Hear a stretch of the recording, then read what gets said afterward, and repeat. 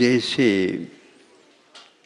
आजकल तो देखने को उपलब्ध नहीं होता होगा, लेकिन फिर भी जिन्होंने इसको देखा है या जो कहा जा रहा है उसको किया भी है, और प्रचलन में कोई ऐसा घर नहीं था जो इस कार्य से एक दिन भी वंचित रहता हो। क्या है महाराज वो? तो एक स्वाध्याय की विधि है। कुछ लोग समझते हैं कि ग्रंथ लेकर के पढ़ने से स्वाध्याय होता है। नहीं समझे, प्रयोग के साथ भी स्वाध्याय हुआ करते। महाराज कौन सा है वो प्रयोग? सबके घर में चलता। हाँ बिल्कुल बिल्कुल, बड़े बड़े सेठ साहूकारों की बात तो मैं नहीं कहता, लेकिन जो मध्यम वर्ग और जो कोई भी हैं सब में ये चलता था। आज ये बात अलग है, वो परिवर्तन होता जा रहा है। तो क्या है महाराज वो? आपके यहाँ सूपा होता है? सूपा क्या? सूपा ही होते हैं। हाँ, प्राय करके पुरुषों के हाथ में सूपा नहीं होता है। नहीं समझे, वो लोग इसको समझते ही नहीं समझे। तो स्वाध्याय का एक अंग है, नहीं समझे। उसमें यदि स्वाध्याय में वो यदि प्रयोग न हो तो उस स्वाध्याय को मैं स्वाध्याय ही नहीं मानता। उसको आगम का बोध ही नहीं है। इसलिए ये प्रयोगात्मक उदाहरण आपके सामने दे रहा हूँ। सूपा है, सूपा है तो क्या हो उसमें? मिट्टी है। लकड़ी तो बांस का होता है, ध्यान रखो, लकड़ी का नहीं होता। हाँ, इसलिए तो हम कहते हैं पुरुषों ने तो उसको देखने का प्रयास ही नहीं किया। बहुत हल्का रहता है, नहीं समझे। भले ही सूपा जो है ना बड़ी शेप में दिखे, लेकिन वह हल्का रहता है। और उसको चलाने वाले भी बहुत होशियार रहते। दो तीन विधा के माध्यम से उसमें ज्वार है, बाजरा है, मक्का है, दाल है, नहीं समझे, और भी चीज़ें उसमें डाल करके वो भिन्न भिन्न प्रकार से उसमें से जो योग्य है, लेने योग्य है, उसको अपनी ओर बुला लेता है। हाथ बिना लगाए और वह इस प्रकार से चलाता रहता है। और उसी में यंत्र तो पहले इस ढंग से नहीं थे। उसमें से रवा निकलना है तो रवा निकालते हैं, मोगर निकलाना तो मोगर भी निकल जाता है, छिलकेदार निकलना तो छिलकेदार निकलता है, दाल निकालना तो दाल भी निकलता है, आटा भी निकाल। लेकिन जो नहीं चाहिए उसको कहाँ पर वो हाथ लगाते पता नहीं। जब वह सामने आ करके उसमें गिर जाता है, ये क्या कला है? सुन रहे हो? हाँ, स्वाध्याय में भी ऐसा ही होता है। पुण्य के स्थान पर पाप को फटकारने के स्थान पर पुण्य को ही फटकार रहे हैं आजकल। नहीं समझे? हर एक के हाथ में पुण्य ही। अरे पाप तो सब जगह सभी लोग हाँ पाप कहते हैं और उसे निकाल देते हैं। उसकी निर्जरा करना क्या है? निर्जरा तो वह है जो पुण्य की, ये कर्म फूटा माना जाता है। उसका भाग्य फूट गया है तो इस प्रकार न ही उसके पास आगम है, न भी कोई दृष्टि है, न ही कोई भी उसको समझाने वाले गुरु है। और गुरु ऐसे समझा ही नहीं सकते। महाराज जी कड़े शब्दों में क्यों बोल रहे हो? अभी आप लोग कड़े पहन रखे ना, इसलिए बोल रहा हूं। क्या कड़े है? जो कड़े जो पहन करके आता है उसके लिए कड़ा ही बोलना पड़ता हमसे। हम क्या करें? मृदु कहाँ से लाए आप?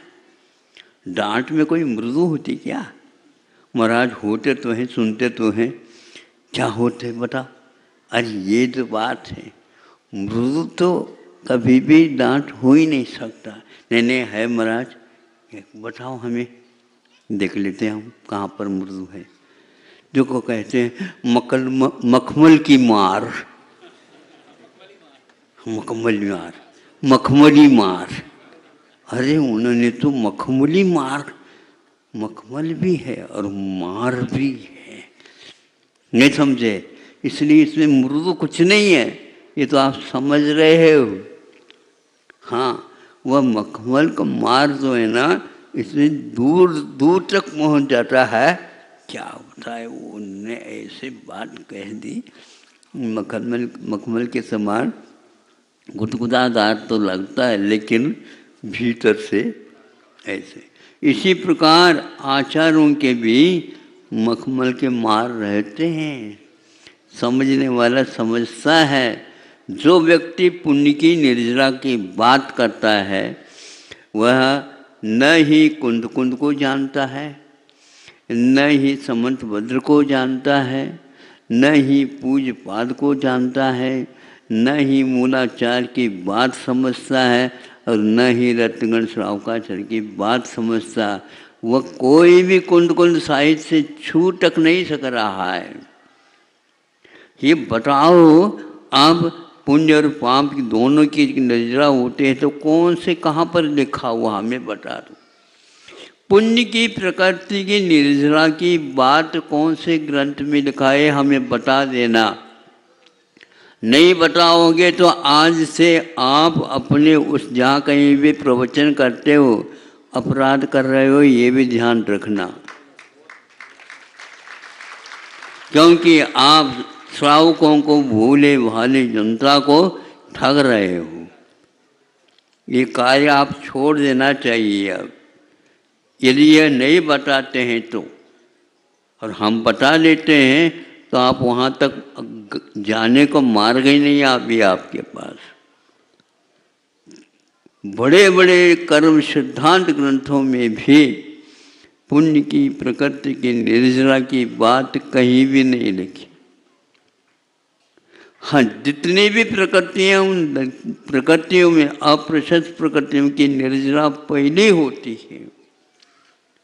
तो इसलिए सूपा चलाना बहुत कठिन है, और वहाँ ग्रह घर में रखते हैं, वो ये काम करते रहते हैं। अगर आपके हाथ में एक बार दे दे तो जो योग्य है दाल ही फेंक देंगे, और अंत में आपके हाथ में यही रहने वाला है। इसलिए सौंप दो उन्हीं को सूपा, और भोजन के लिए तैयार हो जाओ।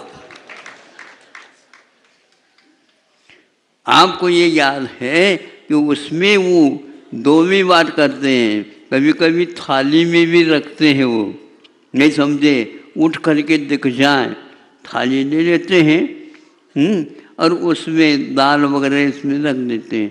और देखता रहता हूँ, हे वो पाले दोनों चलते रहते हैं। जैसे चेस खेलते हैं ना, चेस क्या बोलते हैं, कैरम तो कैरम खेलते ही करते रहते हैं। तो वहाँ उनका कार्य इतनी जल्दी जल्दी चलता रहता है, और दाल लेना हो तो, और ये कंकड़ को पीस में पहुंचा दो, इसको पहुंचाना नहीं। ये क्या है? ये अभ्यास प्रयोग है। एक भी भूल करके कंकर इधर आ नहीं सकता। उपादेय को उपादेय मानना और हे को फटकार लगाना, ये अच्छा कार्य है। नहीं समझे? इसमें यदि गड़बड़ी हो जाए तो फिर 32 दांत को आप कह दो, भैया आपका नंबर अब आ रहा है। कंकर क्या करेगा? वो तो तोड़ेगा ही, पक्का है। इसलिए आप यदि मात्र पाप को ही गिन रहे हो और पुण्य को खिसका रहे हो। पुण्य हो तो खिसकाओ, ये भी बात बताओ। पुण्य को निर्जरा करो, पुण्य हो तो निर्जरा करोगे, पाप है तो निर्जरा करो। पुण्य हो तो निर्जरा करो, पुण्य है ही नहीं। पुण्य जितने आप निर्जरा करेंगे उससे डबल चौगुना और पुण्य बढ़ेगा। क्या करें? पुण्य बढ़ता ही जाएगा। जैसे जैसे गुणस्थान का विकास होगा वैसे वैसे एक देखो, आप लोगों को निर्णय कम है। बार बार आप ये कहते हैं देखो मोबाइल पर लाइट, मोबाइल पर लाइट, मोबाइल पर लाइट नहीं है। यहाँ पर चारों तरफ जो है कुछ गैलरी टाइप बनाए और वह स्टील के पट्टे रह गए, उसके ऊपर धूप गिर जाती है, नहीं समझे, और उसके ऊपर वो लाइट भी गिरती थी, वो सीधे सीधे हमारे आंखों की ओर आती। तो हम ये समझते थे कि भैया वहाँ पर कौन लाइट मार रहा। वो लाइट नहीं थी किंतु वह रिफ्लेक्शन हो करके इधर आती थी। इसी प्रकार पाप में से पुण्य रिफ्लेक्शन आकर के नहीं आने वाला है। हाँ, इसलिए पाप की पहचान पहले करो। जिसको फटकारना होता है उसके लिए भी अच्छे ढंग से पहचानो, फिर फटकार लगा दो। नहीं तो अच्छे कार्य करने वाले को आप फटकार दो तो गड़बड़ हो जाएगा। तो पुण्य क्या कर रहा है? आपकी रक्षा करता हुआ वो 14 गुणस्थान तक आपके साथ देगा और पाप को फटकार फटकार करके वह निकालता जाएगा। तो आपका कर्तव्य है वह कार्य करो जिसके द्वारा केवल पुण्य का ही अर्जन होता है। इसलिए गुणस्थान की चर्चा बहुत अच्छी लगती है। सब लोगों को हम लुभा देंगे, लुभाने की बात मोक्ष मार्ग में नहीं है, ध्यान रखो। लोभ को छोड़ना है तो इस लुभावन को भी छोड़ना पड़ेगा। तब हमने समझा कि ये तो क्या कर रहे हो। तो वो बताते हैं हम रत्नगण श्रावकाचार्य का स्वाध्याय कर रहे हैं। हाँ, क्योंकि उसमें शुद्ध होना चाहिए भोजन, अपने लिए आरोग्यवर्धक होना चाहिए भोजन, अपने मन में शांति बनी रहे ऐसा होना चाहिए भोजन। इस प्रकार घर में जो बैठे रहते हैं उनके लिए यह सबके मस्तिष्क को ठीक करने का वो उपाय करते रहते हैं। और आप जो है माथा लगा करके कमाते हो। क्या क्या कमाते हैं? कमाना जितना है वो सारा का सारा, यदि उसके साथ पुण्य मतलब आप चारित्र के साथ नीति न्याय के साथ कमाते हो तो पुण्य को कमाते हो और पाप को फटकारने के लिए अपने के पास सूपा आ जाएगा, फटकार दो। दान एक प्रकार से उसी प्रकार है। दान देने की विधि क्या है? वह फटकार है। मोह करता है, मन है नहीं, इसने तो तुझे देना ही पड़ेगा, ये पक्का है। इसने पहले के लोग दान धर्मादाय जिसको बोलते हैं वो निकालते थे, वो पक्का है। कोई पूछे या न पूछे, मान लो 10% निकालना, 20% निकालना, 30% निकालना, 40 भी निकालना, 50 भी निकाल सकते हो। निकालते समय गड़बड़ हो जाएगा। महाराज दुकान तो चल नहीं रही है, पहिया अच्छे ढंग से लगाओ, चलने लग जाए। आप तो चल रहे हो, तीसरा पैर और ले रहे हो 2 पैर के स्थान पर, इसी प्रकार दुकान को भी लगा दो। किंतु उसमें से हम इतना तो निकालेंगे ही, उसके प्रति मोह समाप्त, वो हमारा है ही नहीं। तो कहाँ लगाना? अतिथि समविभाग। अतिथि का अर्थ चूल्हा कैलक और महाराज वगैरह ये नहीं है। अतिथि में बहुत सारी चीज़ें आ जाती, क्षेत्र बन रहा है और चिकित्सालय बन रहा है, नहीं समझे, विद्यालय बन रहा है, ये सारी क्या कौन है? ये अतिथि है। और उसके लिए सबसे ज़्यादा अभी भी यदि चाहते हैं तो भारतवर्ष में संख्या के हिसाब पर आधार पर सोचते हैं तो जेएनयू के यहाँ सबसे ज़्यादा विद्यालय चलते हैं। अब थोड़े से कम हो गए होंगे, लेकिन इतिहास को पढ़ने से तो इस दूसरे नंबर में औषधालय, शुद्ध आयुर्वेद के औषधालय। राजस्थान में घूमते रहे हम, विहार होता रहा, प्रत्येक गांव, प्रत्येक नगर में 2-3 भी हो सकते हैं। और उसमें जयपुर की बात कह दे, पूछ ले तो जयपुर में सबसे ज़्यादा चिकित्सालय और आयुर्वेद के हैं। हाँ, हमने कहा था वहाँ के एक वैद्य को, तो अच्छे वैद्यों में हैं, तो कम से कम आप बुंदेलखंड की ओर भी चले जाओ, वहाँ पर आपके विद्यालय बहुत चालू हो जाएंगे। आए तो थे कुंडलपुर में, उनका हो गया, लेकिन वहाँ से यहाँ पर आना जाना बहुत कम होता है। तब हमने सोचा भैया यहीं का यहीं बनाना अच्छा है, तो आज उसका निमित्त पा करके पूर्णाय के रूप में आपके सामने आ रहा है। यह इतिहास था।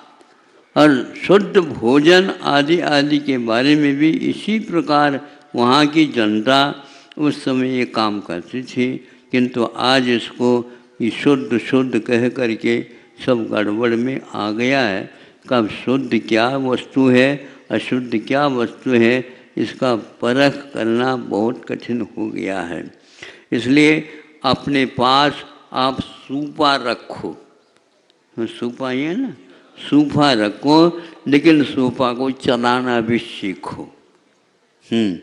बहुत कुछ पढ़ लिया स्वाध्याय, अभी तक एक भी प्रकृति का आपने नामोल्लेख नहीं किया है, तो बहुत कुछ ग्रंथ निकल रहे हैं कर्म सिद्धांत के भी, लेकिन किसको हमने त्याग किया है, किसको बढ़ाना है, ये आपको ज्ञान नहीं। पुण्य यदि पढ़ाते हैं, पाप की निर्जरा खूब होगी मात्रा में, और जितनी मात्रा में पाप की निर्जरा होगी उतने ही मात्रा में चतुस्थानी मैंने बिल्कुल बहुत ही उच्च स्तरीय वह पुण्य बनता जाता है। मुनि महाराज के जीवन में एक समय में जो पुण्य बनता है, ये क्षुल्लक ऐलक आरिका वगैरह सब मिला करके भी आप कर लो, और सब समय दृष्टि मिला करके भी कर लो, उसके लक्ष्यांश भी बंद नहीं कर सकते हो। ऐसी बड़ी दुकान है जहाँ पर ताले नहीं लगाया जाता है। अब समय तो आपका हो रहा है, अब धीरे धीरे दिन घट रहे हैं और रात बढ़ रहे हैं, और रात में विशेष अध्ययन कर सकते हैं, स्वाध्याय कर सकते हैं, लेकिन और 24 थाना जैसे लगाओ, हाँ लाइट से नहीं, किंतु भीतरी लाइट जलाओ और आप स्वाध्याय आदि करते रहो। लेकिन सूपा अच्छे ढंग से याद रखना है। वह एक प्रकार से आपको हेय और उपाधि क्या है सब सिखाता है। ऐसे उदाहरण श्रावकों के लिए दिया गया। श्रावक कैसा होता है तो ऐसा होता। ऐसे बहुत सारे चालनी होती है ना, चलनी, हाँ, तो वह भी का उसका भी उदाहरण दिया है। मैं सोच रहा हूँ उसको अब दिखेंगे कल या परसों जब मिल जाए तो, हैं ये समझे आप किस में हैं, कौन से हैं, ये आपको देखना है। आज उदाहरण के माध्यम से तो बता दिया, कल पूछेंगे तो आप बताएंगे। अहिंसा परमो धर्म के।